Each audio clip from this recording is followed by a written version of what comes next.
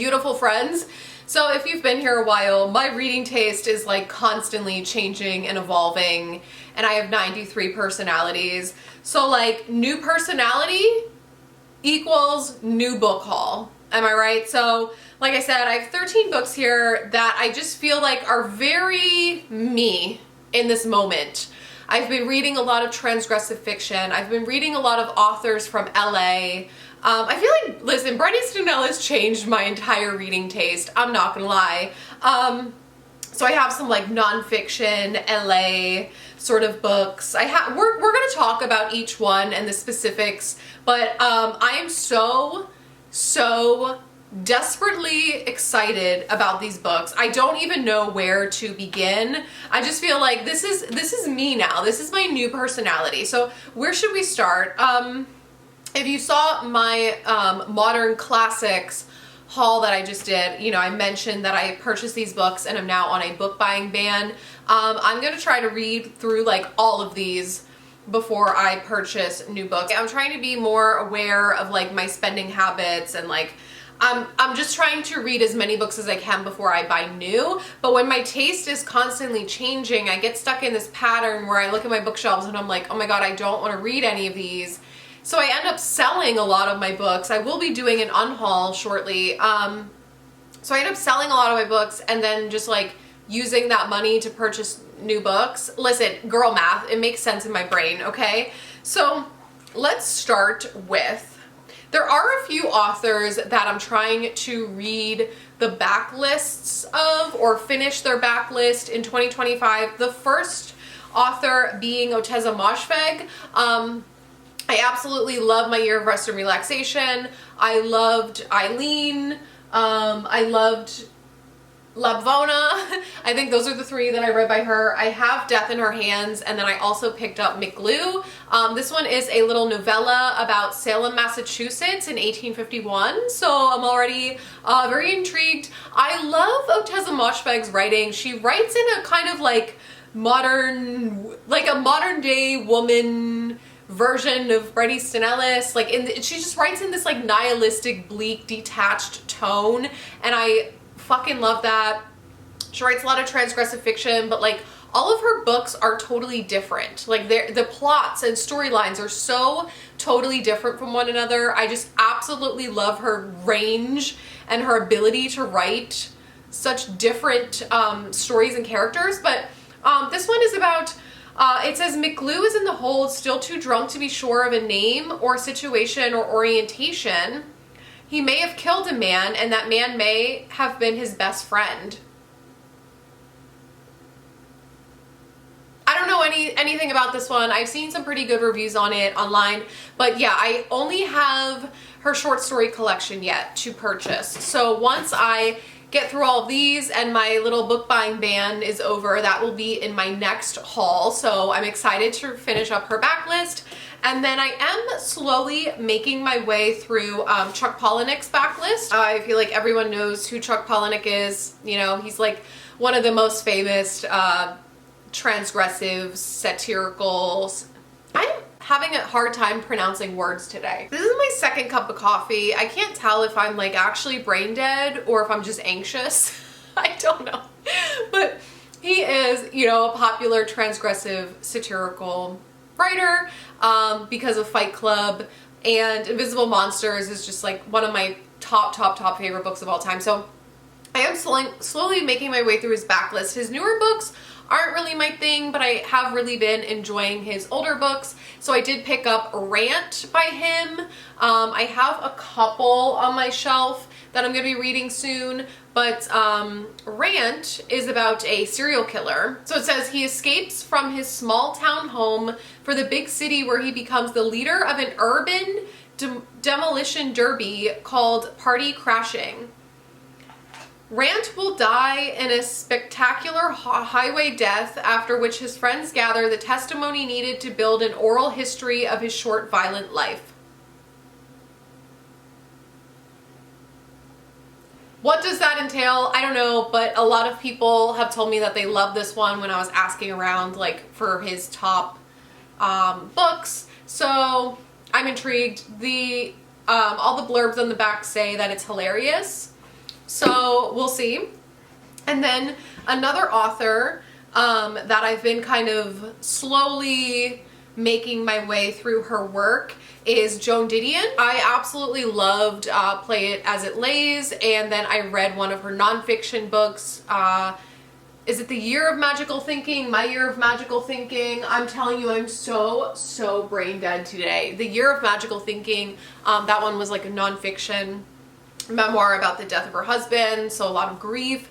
And I just really, again, love her writing. I love the detached kind of nihilistic tone to her writing, and also it has this like sense of longing and yearning, and I don't know, I loved it. So I picked up 2 more of her books. She has like a ton of books and nonfiction essays and memoirs and all sorts of things. There is a new one of hers coming out April 22nd that I pre-ordered. It's like notes to her husband and to her psychiatrist, I believe. I don't know. I'm looking forward to checking that one out.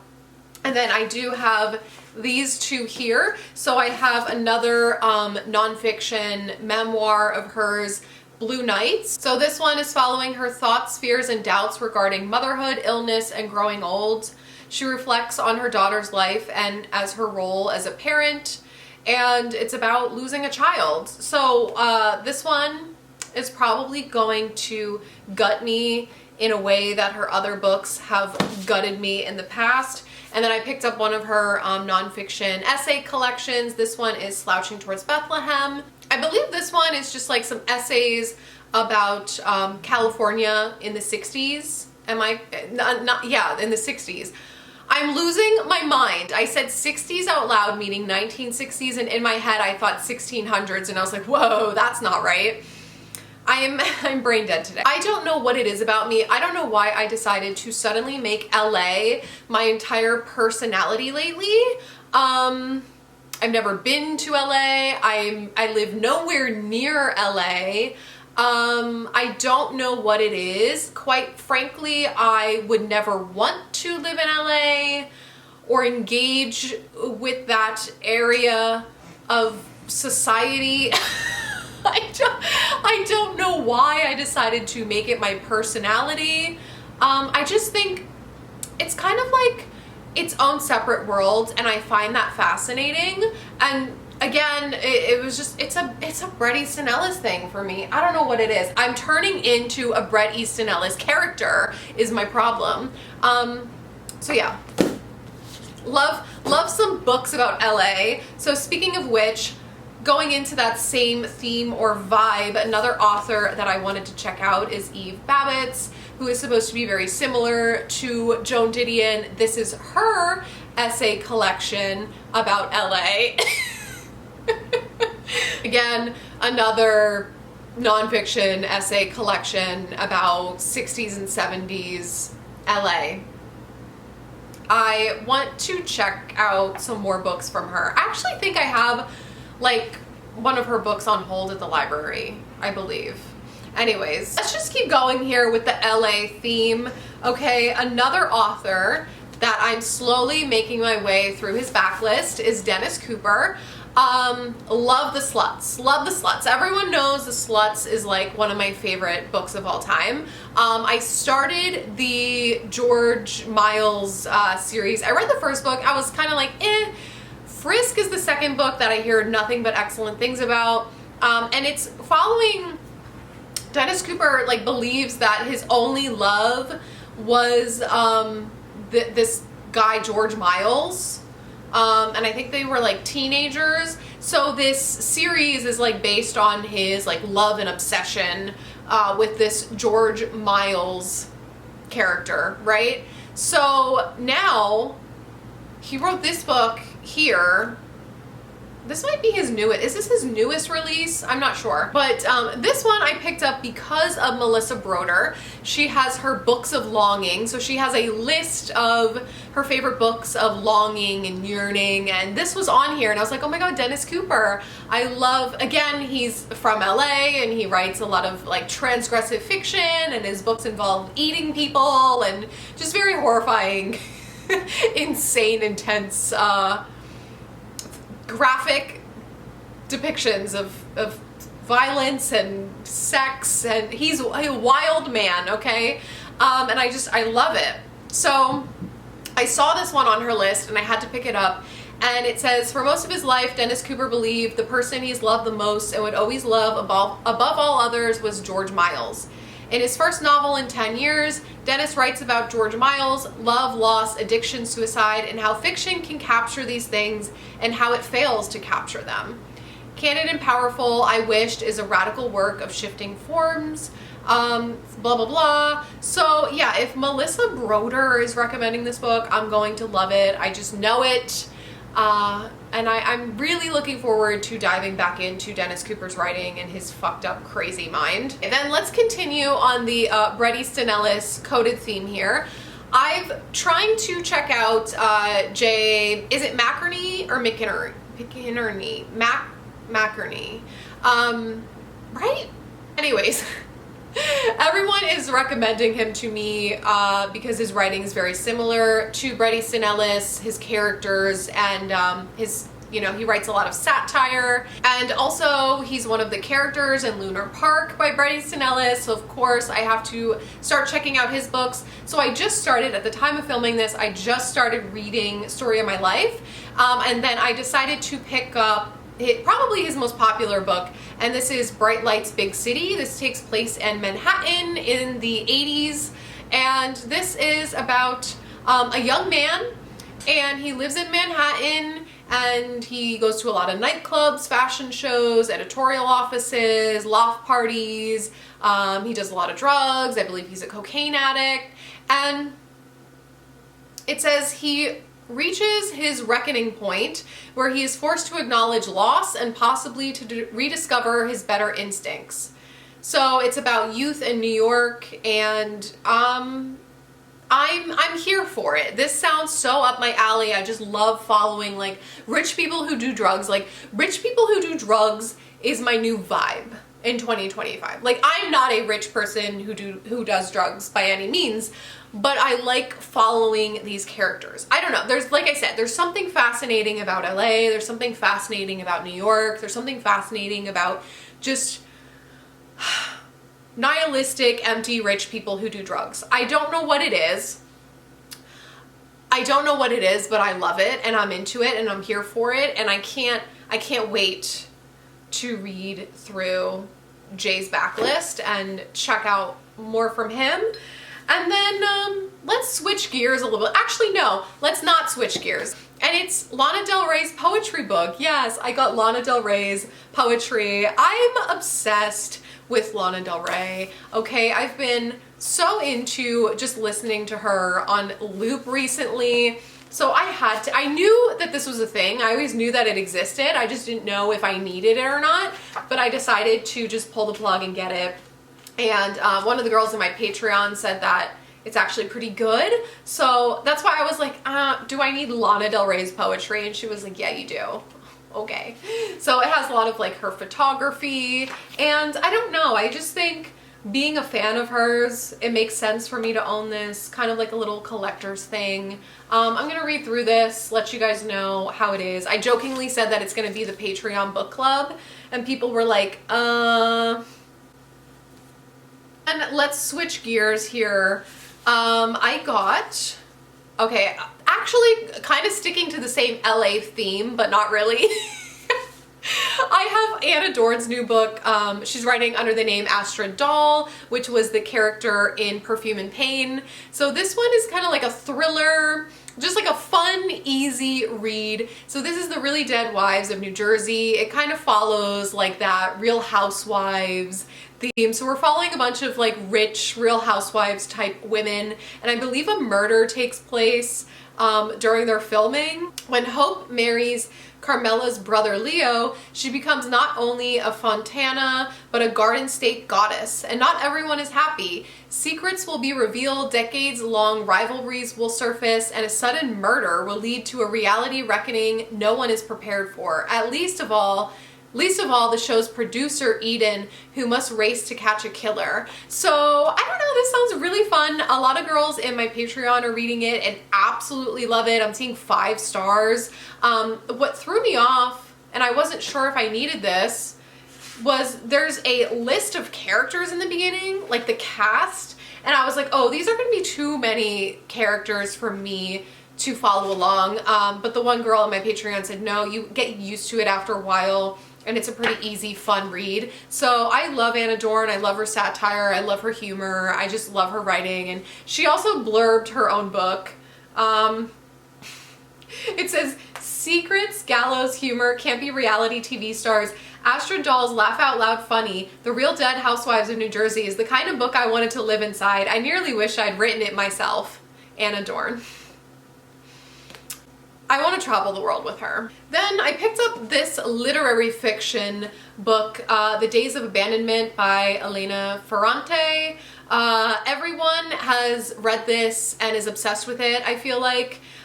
So this is just like a sad girl literary fiction book about this woman, and it says it's her headlong descent into what she calls an absence of sense after being abandoned by her husband. Her days of abandonment become desperate, a dangerous free fall into the darkest places of the soul as she roams the empty streets of a city that she has never learned to love.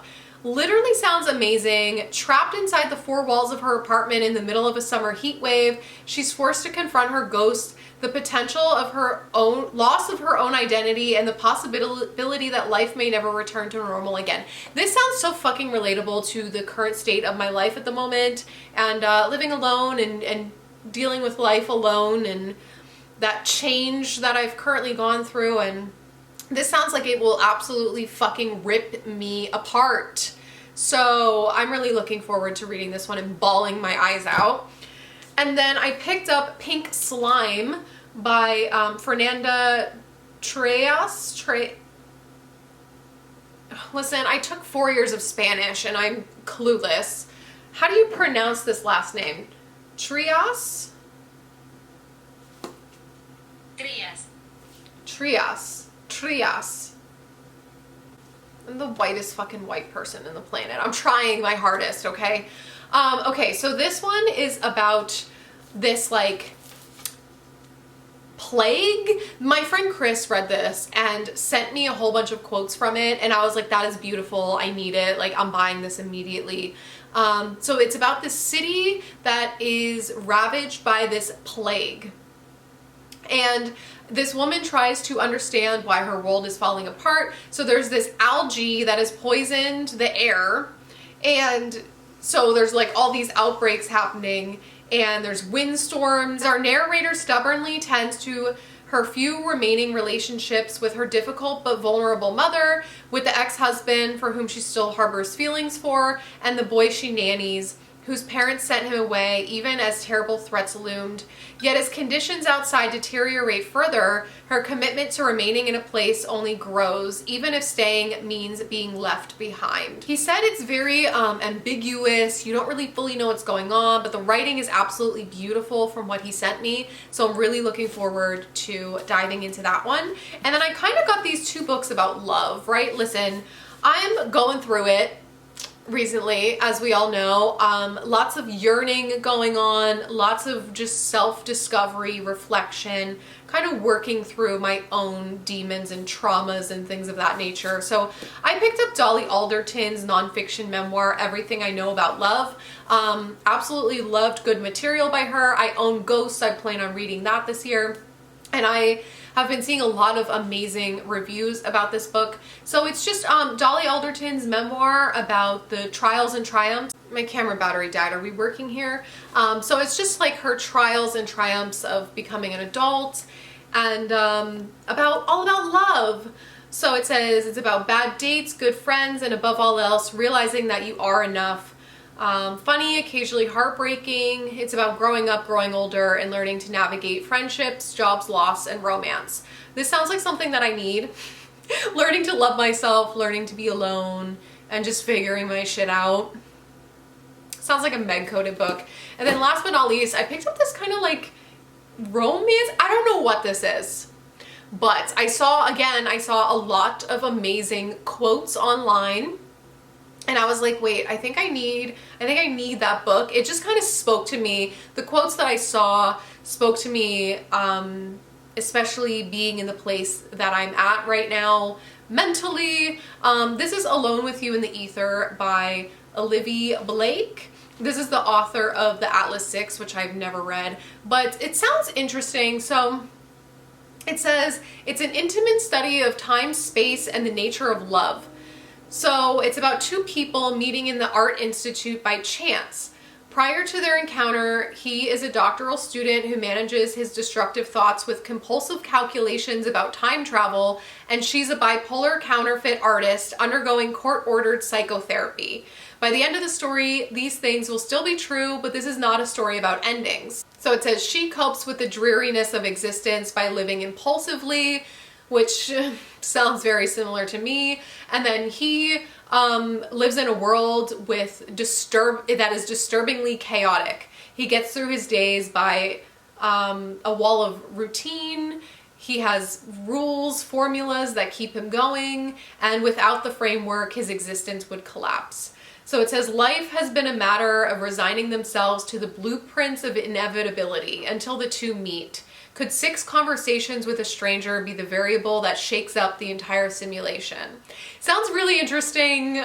Just two completely opposite mentally ill individuals colliding. I mean, I don't know. I'm so intrigued about this one. Like I said, it just kind of spoke to me online, and I felt like I needed it at the time that I'm at the place that I'm at right now. But yeah, those were the 13 books that I purchased recently. Also, I pre-ordered Mark Hoppus's memoir. Mark Hoppus from Blink-182, of course. He has a memoir coming out in April, by the way. So that I also hauled. And then, oh, one more, The Unworthy by Agustina Bastarrica. That will be coming in on March 4th. I don't know if this video will be up by then or not, but I did pre-order that one. That is my Patreon book club book for the month of March. So if you join my Patreon, if you're in one of the book club tiers, that is what we're reading in March. So yeah, these were 15 books that I purchased then. And yeah, like I said, I will be reading through all of these and reading through some of my backlist books and my classics, and then probably a few months from now, I will allow myself to purchase books again. But I hope you guys enjoyed this weird little Meg-coated niche weird book haul. And I hope you enjoy my new personality. I will see you in my next video. Bye.